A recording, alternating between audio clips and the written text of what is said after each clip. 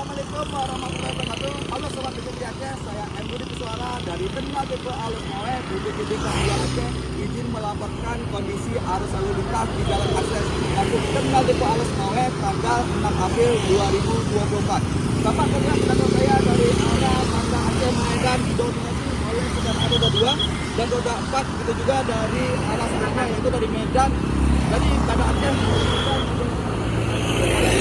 dan dan roda 2. Untuk kondisi cuaca hari ini terpantau cerah dan tidak ada kondisi hal-hal menonjol lainnya. Hingga saat ini kita masih standby.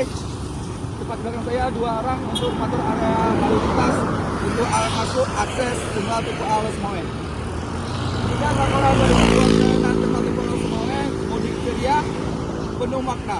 Saya akhiri dengan wabillahi taufiq wal hidayah. Wassalamualaikum warahmatullahi wabarakatuh.